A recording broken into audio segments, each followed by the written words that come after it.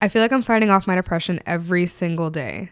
I'm just trying so fucking hard to know that I'm literally nothing to him. That I would never get a huge sweeping apology where he finally understands everything he's done and will do anything to have me forgive him, and it hurts him so much and he'd do anything to try and get me back and make this work. To know that I gave this man nearly 10 years of my life, my credit, my money, every single thing that I could. My care, my attention, my respect, everything, all for this. For him to not even give a single fuck and for him to only feel bad if it directly affects him. I know it's because of the BPD. I know. But it still fucking hurts so fucking much. I'm trying so hard to pretend and just do what I can to make all this okay. I get it. I promise I fucking get it, but it hurts so fucking bad. I would absolutely be able to deal with the BPD if he actually still loved me. It would be so much easier for him to hate me like he does. I don't understand how I'm supposed to deal with this. I feel like I'm expected to just be happy and be fine and dandy and deal with every single thing without a single ounce of support. I'm supposed to work 9 to 6, go to school, pick up my daughter from her father's house every day, and drop her off every morning alone. Oh, but wait, my roommates aren't leaving in August, so I'm not going to be able to afford the rent from just working this job alone. Okay, so I have to build up my business so that I have a supplemental income and at the same time do all of the previously mentioned things. How? I'm supposed to let him come back whenever he wants because that's the way... Sorry. I'm supposed to let him come back when he wants because that way I won't be so worried about money and get to see my daughter every day. I'm supposed to not give a single fuck about how he's been treating me recently. I'm supposed to not worry about the fact that we were together for 9 years and he fucking cheated on me. I'm supposed to just let him do his own thing as long as he's not bringing these girls home. I'm supposed to just be fine with watching Isabella while he goes out on dates. We aren't together anymore, so I shouldn't be worried about it. Make it make sense. Meanwhile, I'm over here practically being a hermit so I can build up my business so that I can survive. How am I supposed to be just okay? I can constantly feel like I'm being cheated on. Constantly. And it just starts my slip into depression. Like, how can he not care about the person that gave their everything during their relationship and after the relationship, but instead give that attention to some girl who has no clue what being with him is like and doesn't care? I really thought I was special. Like, he treated me so great because he really cared about me and we were meant to be together and we were obviously a perfect match. No, come to find out, it was all fake. He's like that with everyone because he has a disorder. Wait, I forgot about that, yeah. Maybe like go back a couple sentences. Yeah. I've been here for so long, I don't even notice. I'll go... I'm trying to remember where I was before the honking, I think. Okay, I'll just repeat and then editing. I constantly feel like I'm being cheated on. Constantly.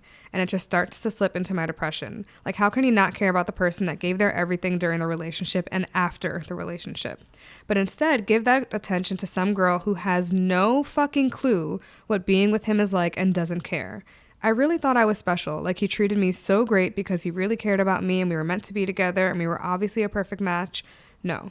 Come to find out, it was all fake. He's like that with everyone because he has a disorder. Fuck him. And to know he'll never tell me the fucking truth. So I'm just going to sit here like a crazy person every day. I know something's off. I know something's fishy. But all he'll do is just deny, and I'm just going to feel like a crazy person.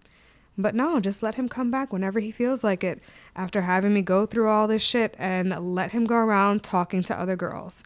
How? I'm supposed to never let him come back again and just focus on myself and do what I need to do. But in the meantime, I'm sitting here depressed and alone. Every time I have to pick her up,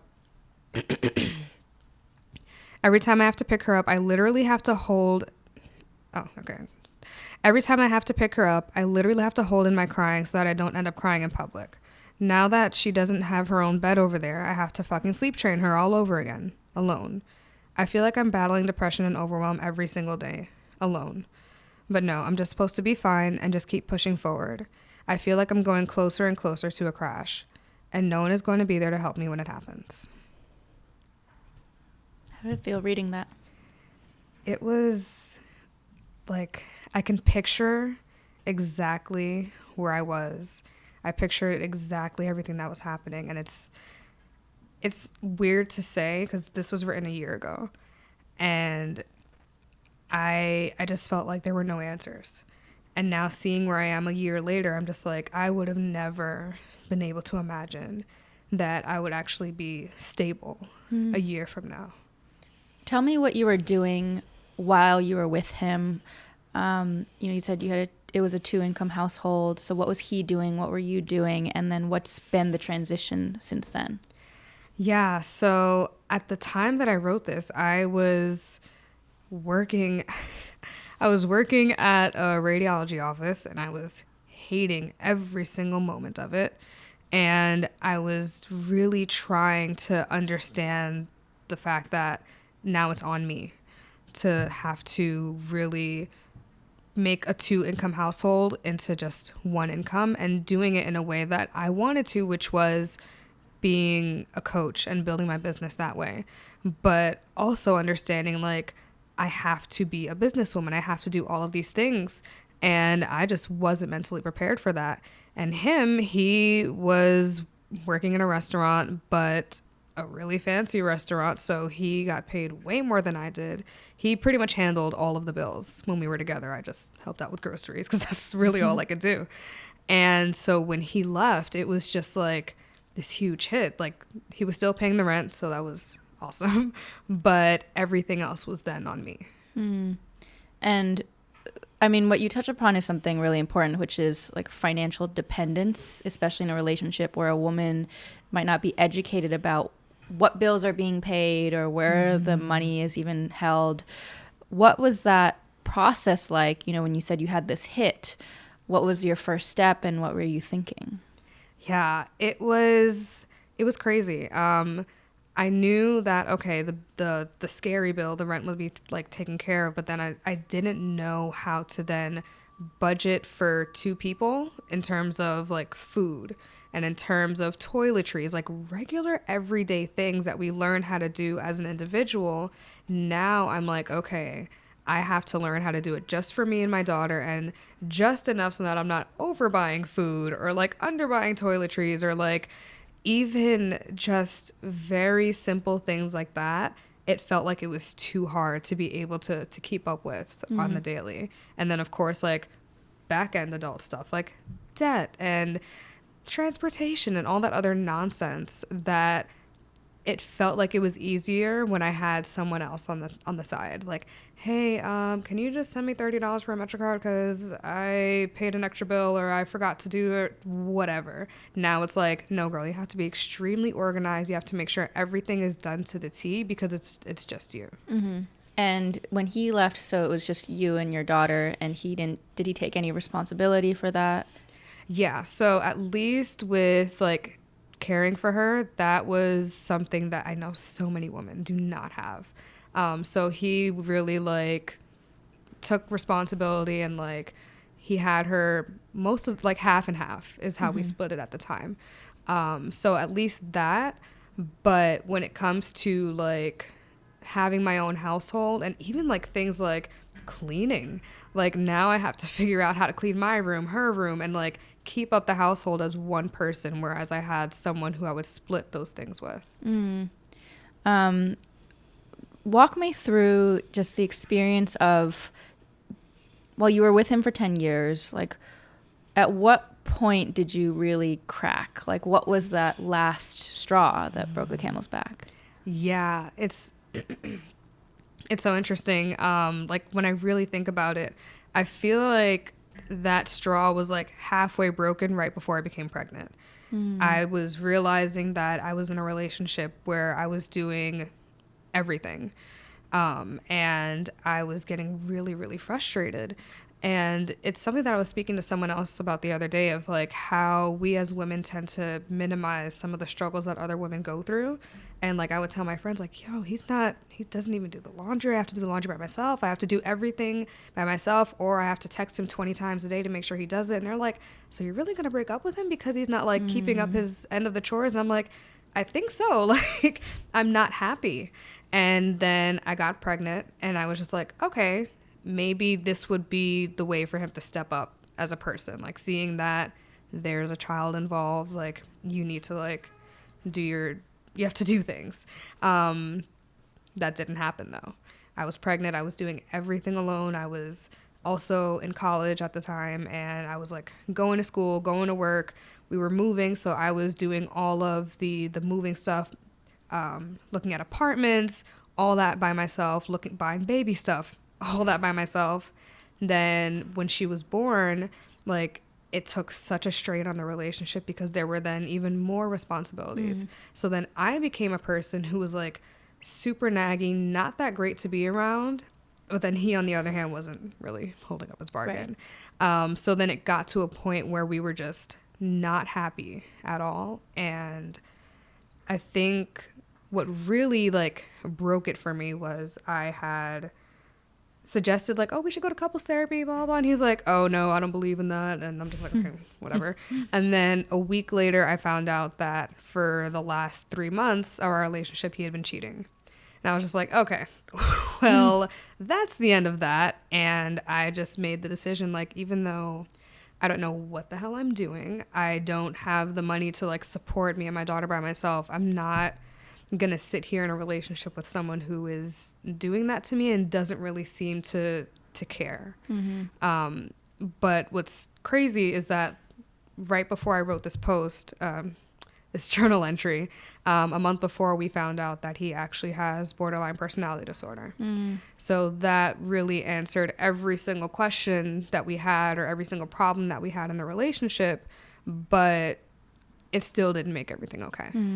And for those who don't know exactly what borderline personality disorder is, can you describe some of the symptoms or things that happen as a result of it? Yeah, definitely. So one of the things that, like, when I was writing this journal entry, I was like super upset because the beginning of our relationship was like this amazing, like beautiful thing. And he was like practically obsessed with me. And I was 16 at the time. So I was just like, oh my God, this guy is so amazing. But that's one of the key markers of borderline personality disorder is they become attached to someone and they become like super attached to them. And if the person reciprocates, then great. But if not, then the person then shifts their attention to someone else. So when he was cheating, that's what it was. He would become super hyperfixated on this one girl. 90% of the time, the girl did not care. So then he would like move on to someone else. And another really key thing with BPD is anger. And he was not like violent or anything, but he would like be very angry with himself. And now it turned into like self-harm or blaming or not being able to actually fix a problem because they're so angry at themselves. And the big thing with BPD is this fear of abandonment. So there were many times in the 10 years where I was like, I think I'm done.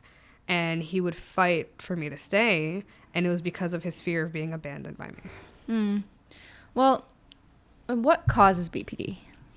It's usually like some type of like childhood trauma with some type of abandonment that happened. So once you have those two things happen and they're not like diagnosed, he never saw a therapist, none of those things happen, then when they become like young adult, like 20, 21, 22, that's when BPD usually like starts.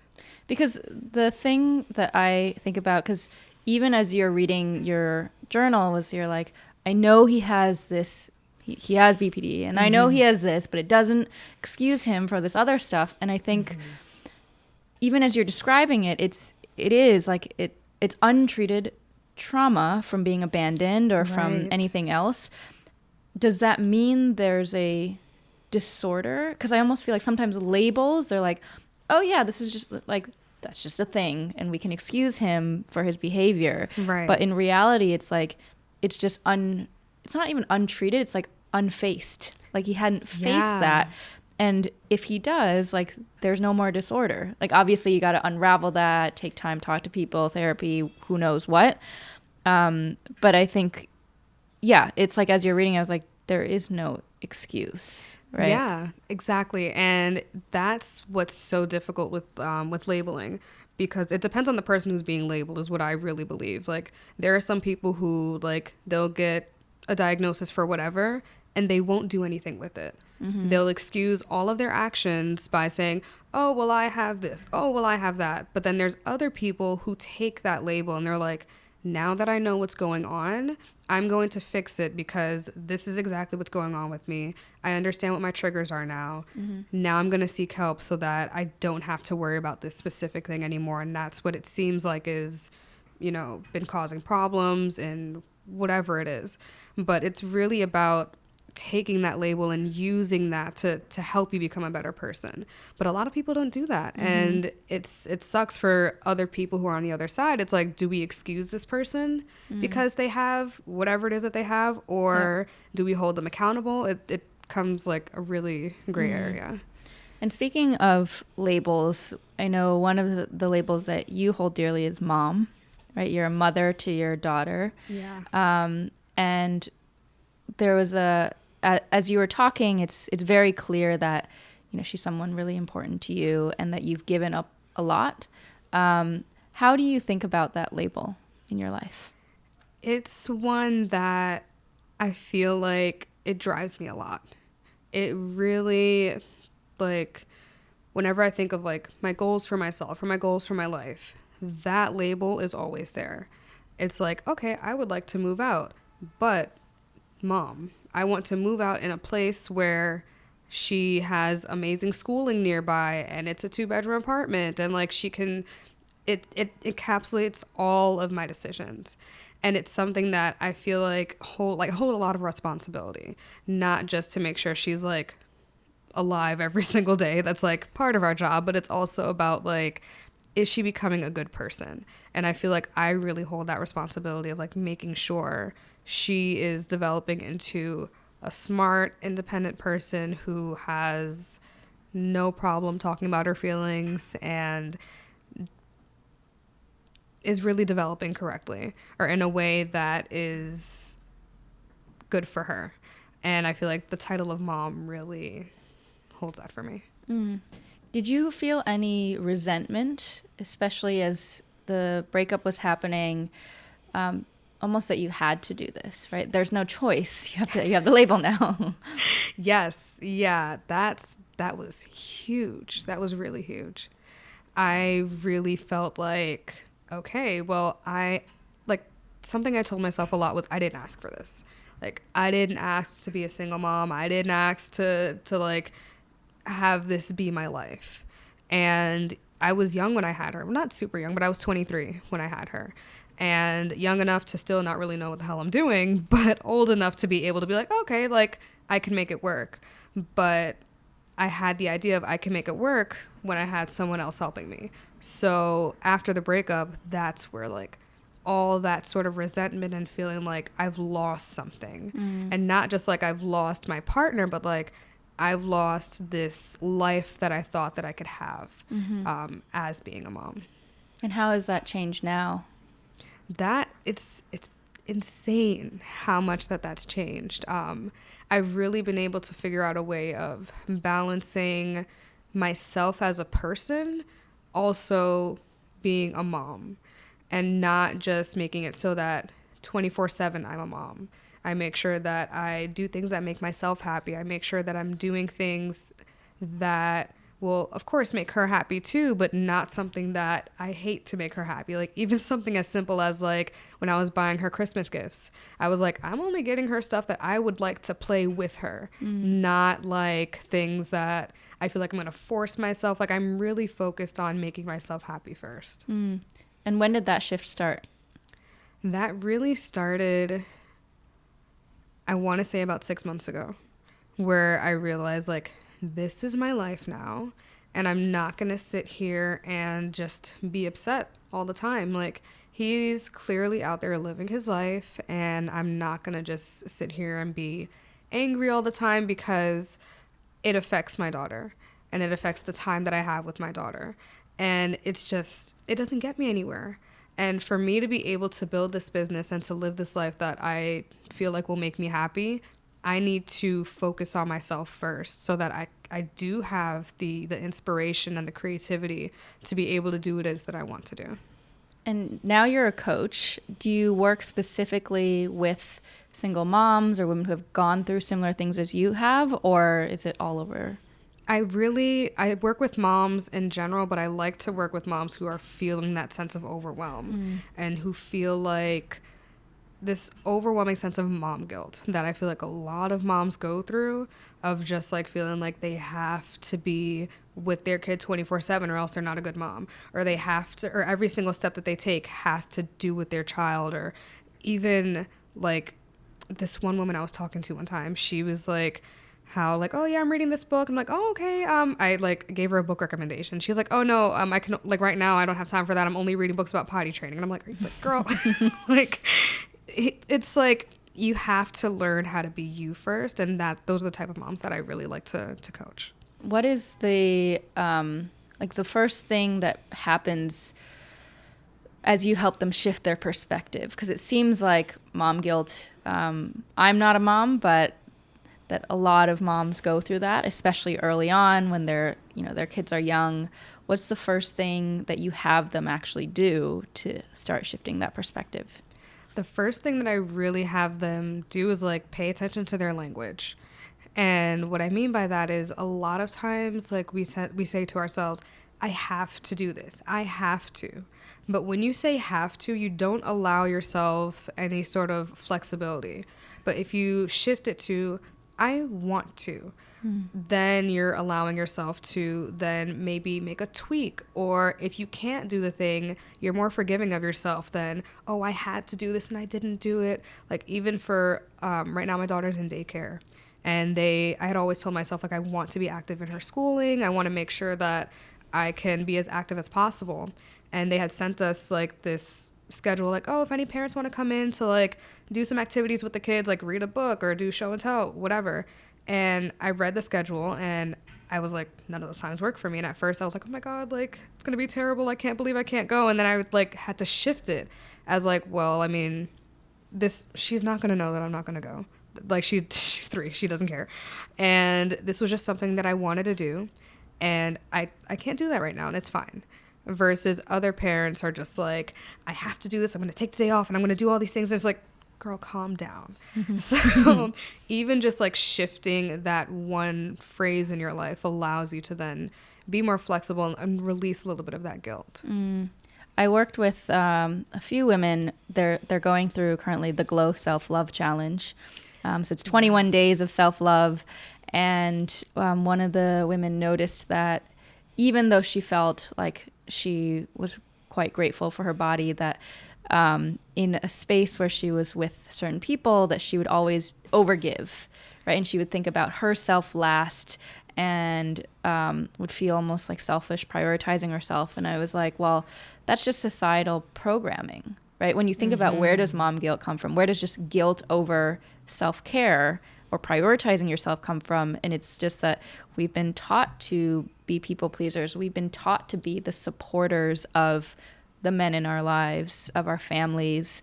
We've been taught that you're selfish, really. It's like, you're selfish if you look after you. And then that's probably where this guilt and self-blame comes in. Yes, that is so prevalent in so many different areas too. I know that, like, as a mom, I was able to like get myself out of that like kind of early. Like, she was like maybe 2 when I was finally able to like break away from that. But in my relationship, I know I felt that a lot. I felt like, and he wasn't even pressuring me. I just felt like I have to be the perfect girlfriend so I can be the perfect wife. And if I'm doing something that doesn't involve him, or if I'm spending time and we have time off together, then I'm being selfish. Or even like if my friends text me, they're like, is it selfish if like I break up with this person because they're not making me happy in this area? And it's like, I mean, if you want to categorize it as selfish, then sure, but like you're doing what you need to do for yourself. Yeah. And I in the work that I do, I always say to women, like, remove the word selfish from your vocabulary. Instead, shift your perspective to, if I don't prioritize myself, I'm actually robbing the world of the gifts that I can give. Yes. Right? The opportunity for people to receive the work that I want to put out there. And it is really true. Yeah, that I love that. I've been trying to figure out a way to like replace the word selfish. Yeah. That's perfect. I love that. Yeah. There was just one other point I wanted to touch on, which was when you were with your friends, your girlfriends, right? And you're saying like, well, you know, like he doesn't do the laundry. Is that like, I mean, is it selfish or should I break up with him? Are those friends still in your life? One of them is, yeah. Yeah. And so have you done like coaching with her or like? Yeah. So I love her to death, but Yeah. she still has like that same sort of mentality of like you're doing too much, like you have like your expectations are too high. And it's just like I'm firm about it now. Like I'm in a better space where I'm like, it's more about boundaries is the way that I'm thinking about it. It's just like, this is what I want. And I feel like I'm not asking for too much. And if I am, it's okay. I'll wait however long I have to wait for the person to come along that will fit that boundary. But yeah, it's really about the thing like, oh, you're asking for too much. You have your expectations are too high. But I don't believe in that anymore. Yeah. And I definitely, I would agree with that. There's, again, this thing where we're saying society has told women it's like you're either too much or you're not enough. Yes. And I think it's just like we've been taught to not take up space, and part of taking up space is demanding what you want, right? And it's like putting that desire out there. And so I think whatever it is that you're asking for or hoping for in the world is definitely not too much. Just as a friend. Yes. Thank you. I love that. And just last question for you. What does it mean to you to be a woman? For me, what that means is it's to take up the space that I take up proudly and to do what makes me happy proudly and to just exist in the world in the way that I want to and not worrying about what society thinks or what other people will think. Just doing it in a way that makes me happy and doing it with confidence. I feel like if all of us would to really like sit down and think about it and like exist in the world that way, we would all be so much happier. Yeah. So much happier. Existing in a space of abundance and possibility and the freedom to be authentically who you are without worrying that it's too much or too little. Yes, exactly. Well, thank you so much. Thank you for having me.